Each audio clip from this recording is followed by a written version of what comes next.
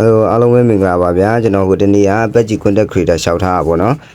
Page Content Creator ရှောက်ထားပြီးတော့ review ဆောင်းနေတယ် review မအောင်သေးဘူးဆိုပေမဲ့အောင်ဖို့ရာခိုင်နှုန်းများတယ်ဘာလို့လဲဆိုတော့ကျွန်တော်တို့အာရှပေါ့နော်ကျွန်တော်တို့မြန်မာနိုင်ငံကပြိုဝိုင်းဆိုင်အများဆုံးနိုင်ငံတစ်ခုဖြစ်တာကြောင့်ဒီပဲဖြစ်ဖြစ်ဒီ Content Creator ကိုရှောက်ရင်အောင်နိုင်ပါတယ် follower မရှိလို့ဒီ Content Creator ကိုရှောက်မရဘူးလို့တော့မထင်ပါနဲ့ရှောက်လို့ရပါတယ်အဲ့ follower တွေကိုအဓိကမထားပါဘူးအဲ့ဒါကြောင့် brother တို့ကိုလည်းကျွန်တော်တို့ Content Creator ရှောက်ဖို့တိုက်တွန်းနေပါတယ်တောင်းဒီသေးသေးတွေနဲ့ viewer တွေအကုန်လုံးကိုသိချင်နေဆိုရင်ကျွန်တော်ရဲ့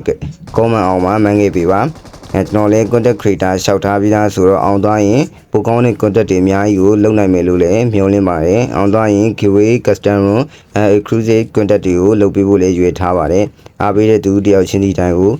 ကျေးဇူးအများကြီးတင်ပါတယ်ကျွန်တော်ရဲ့ video ကို like and share လေးလုပ်ပေးပါကျွန်တော်ရဲ့ video ကိုလွတ်တန်းကြည့်နိုင်ဖို့ကျွန်တော်ရဲ့ account လေးကို follow လုပ်ခဲ့ပေးဖို့လည်းမမေ့ပါနဲ့YouTube brother တွေဆိုရင်လည်းလက်မလေးနှိပ်ပြီး subscribe လေးတွေလုပ်သွားပေးကြပါအောင်အားလုံးကိုကျေးဇူးတင်ပါတယ်